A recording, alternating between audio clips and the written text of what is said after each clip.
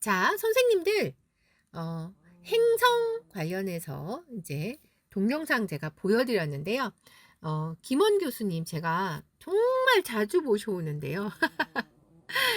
어, 제 강의 계속 들으시는 연간 수강생 분들은 이 차이나는 클래스의 이 동영상을 엄청 많이 보실 것 같은, 예, 한 최소 대여섯 번은 보시지 않을까. 네, 그런 생각이 드는데 말이죠.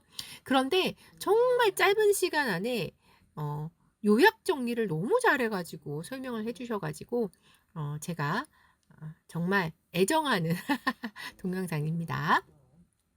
자, 그래서 이 행성 관련된 신화 부분 볼 건데요. 아까 동영상 보셔서 아시겠지만 가이아와 우라노스 사이에 이제 자식들이 태어나죠. 큰 눈 하나밖에 없었던 키클롭스도 있었고 팔이 100개나 달려있는 헤카톤 케이레스도 있었죠. 그리고 티탄 12신족이 있었습니다. 자, 아버지 우라노스를 몰아내고 크로노스가 권력을 차지하게 되죠. 그리고 레아와 결혼해서 자식들이 또 태어납니다. 자, 그런데 이 우라노스의 성기를 싹둑했을 때 본의 아니게 원치 않았던 자식들이 또 태어나게 되는데 복수의 여신도 태어났었고요. 거인족도 태어났고 그리고 우리가 알고 있는 바로 그 비너스, 미의 여신 아프로디테도 태어났었죠. 정말 그 독특한 탄생 신화를 가지고 있는 아프로디테였었죠. 그 잘려진 성기가 바다에 퐁당 거품 부글부글 뿅 하고 나타났던 정말 특이하죠. 자, 크로노스와 레아는 결혼해서 우리가 많이 들어봤던 이런 신들이 태어나게 됩니다. 헤라, 데메테르, 헤스티아, 포세이돈, 하데스, 제우스까지. 자, 여기 있는 신들 중에 행성하고 연관이 되는 신들이 또 나중에 나옵니다. 자, 헤라와 제우스도 결혼해서 자식들을 낳게 되는데, 자, 여기 보시면 엄마가 다르죠. 이 제우스는 행성 중에서 목성에 해당되는데, 목성이라는 것 자체가 뭔가 풍성하게 하고 풍요롭게 하고 확장시키고 더 넓혀가고 이런 의미가 있는데 그 특성에 맞게 바람도 아주 풍성하게 많이 피워가지고 그래서 정말 수많은 자식들을 만들었죠. 엄마들은 다 제각각이라는 사실. 그래서 그 신화 계보를 보시게 되면 제우스가 죽지도 않으면서 시계를 넘나들며 정말 씨앗을 많이 뿌리거든요. 그래서 막 인간 여자부터 여신, 요정 정말 가릴 것 없이 건드려서 씨를 퍼뜨렸다는. 자, 어쨌든 이 제우스가 득세를 하면서 올림포스 12신족의 시대가 열리는데 티탄 12신족과 10년간에 걸쳐서 정말 피 튀기는 싸움을 했으니 그걸 일컬어 티타노마키아라고 한다는 설명까지 잘 듣고 오셨죠. 자, 안에 보면 복수의 여신 그 퓨리스에 관련된 내용이 나왔었잖아요. 눈에서 피를 질질 흘리면서 막 머리에 뱀이 막 득실득실하는. 그런데 놀랍게도 요 퓨리스를 따와서 타로 카드에 만든 게 있었어요. 심볼론 카드에 보면 이 퓨리스라는 카드가 있거든요. 놀랍죠. 자, 잘 보시면 여기에 기호가 그려져 있는데요. 자, 요거는 처녀자리, 요건 물병자리 기호입니다. 아직 배우지 않았지만 나중에 별자리를 하게 되면 배우실 거예요. 메두사인 줄 아셨다고요? 그쵸. 메두사도 머리에 막 뱀이. 네. 자, 그리고 아래쪽에 보시게 되면 요게 수성기호고요. 요건 천왕성 기호가 되는데 나중에 배우시게 될 겁니다.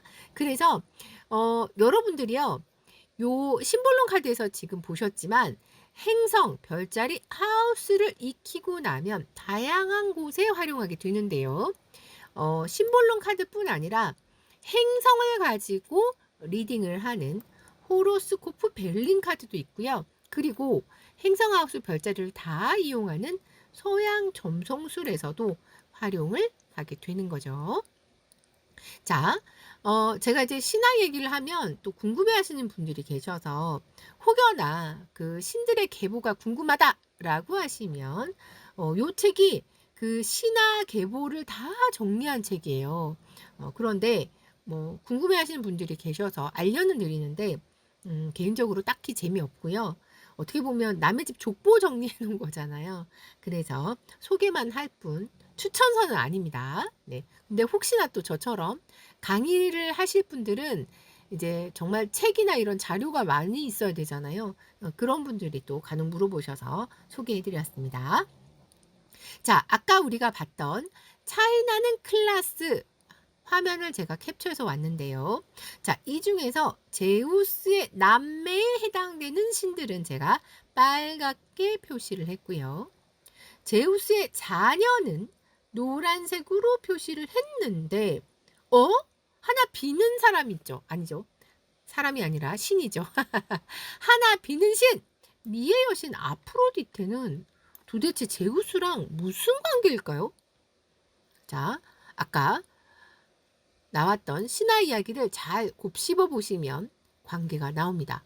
제우스랑 아프로디테는 무슨 관계였을까요? 혹시 어렵다면 온라인 강의에서 어려울 때는 오른쪽 채팅창에다가 점점점을 남겨주시면 되죠. 어머! 어머! 할아버지의 딸? 그쵸? 할아버지의 딸을 우리가 맞아요, 선생님. 고모라고 부르잖아요. 알고 보면 아프로디테는 제우스의 고모였던 겁니다. 아, 남매요, 선생님? 할아버지의 딸이기 때문에 남매가 되긴 좀 어렵습니다, 선생님. 자, 신들의 계보를 보시면 이렇게 바글바글 신들이 많이 나오는데요. 그 중에서 우리는 딱 10개만 볼 거예요. 자, 수성, 태양, 달, 그리고 금성, 화성, 그리고 해왕성, 명왕성, 목성, 자, 그리고 토성, 그리고 천왕성. 그런데, 선생님, 주사위는 12개의 면이 있던데, 십행성만 보면 나머지 2개 어떡해요? 당황하지 않고 아까 했던 노스노드, 사우스노드를 넣으면 딱 12개가 채워집니다. 자, 고전 점성술하고 현대 점성술을 좀 비교를 해보자면 이 점성술 주사위는요. 현대 점성술에 좀 가깝습니다. 왜냐하면 고전 점성술은요. 7행성, 그 월화수목금토일 일주일이 각각의 7개의 행성을 나타내거든요. 그래서 태양, 달, 화성, 수성, 목성, 금성, 토성 요것만 갖고 따지기 때문에 그리고 노드를 보지 않아요. 자, 그런데 점성술은요. 요 7행성 플러스 천해명까지 10행성을 다 보고 플러스 노드까지도 보기 때문에 고전 점성술이냐 현대 점성술이냐를 굳이 따지자면 이 점성술 주사위는 현대 점성술 쪽에 가깝습니다. 자, 요거는요. 올림포스 가디언이라는 애니메이션이에요. 제가 이걸 왜 가져왔냐면 여기에 신들의 그림을 보면 그 신의 특성이 너무 잘 나와 있기 때문에 제가 가지고 와서 정말 애용한답니다. 자, 그리고 제가 강의를 하면 꼭 물어보시는 분이 계세요. 선생님, 신화 너무 재밌어서 제가 읽어보고 싶은데 추천해 주실 만한 책 없나요? 이러시는 분들 꼭 계셔서 알려드립니다. 이윤기님의 그리스 로마 신화 세트인데요. 5권으로 되어 있고요. 더 이상의 시리즈는 나올 수가 없습니다. 왜냐면 이분이 돌아가셔가지고 이제 더 이상의 시리즈는 없고요. 선생님 5권은 너무했잖아요 라고 하신다면 1권짜리도 있습니다. 요건 외국인이 썼어요.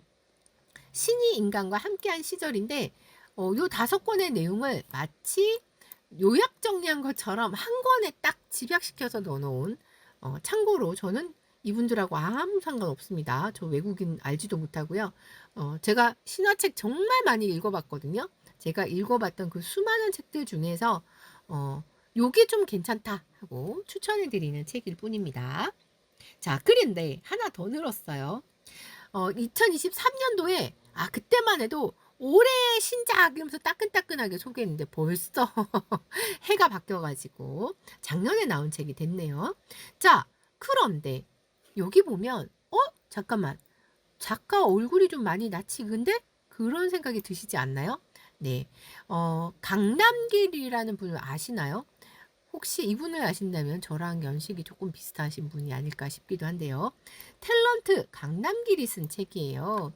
안에 보면 다양한 명화로 쉽게 읽을 수 있도록, 그리고 더 중요한 건 신들의 특성을 딱 정리를 잘 해놓은 거예요. 그래서 출생, 이름, 탄생과 비화, 지위와 역할, 연애와 자식, 상징물, 외모와 성격까지 주제별로 정리를 너무 잘 해놔가지고 와, 대박! 약간 그런 느낌이 나는. 하지만 걱정 안 하셔도 됩니다. 책에 있는 아주 중요한 포인트들은 제가 잘 가지고 와서 강의 자료에 담아왔거든요. 그래도 선생님, 저는 책 사는 거 좋아해서 읽어보고 싶습니다! 라고 하신다면 읽것만 봐도 안에 우리가 필요한 내용 다 들어있다는.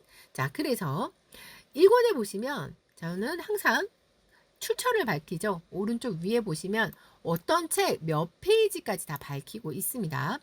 이 책이 종이가 너무 좋아가지고 사진을 딱 찍으면 빛에 반사되는 거예요. 그래서 조금 안 보이실 것 같아서 제가 좀 더 선명하게 가지고 왔습니다.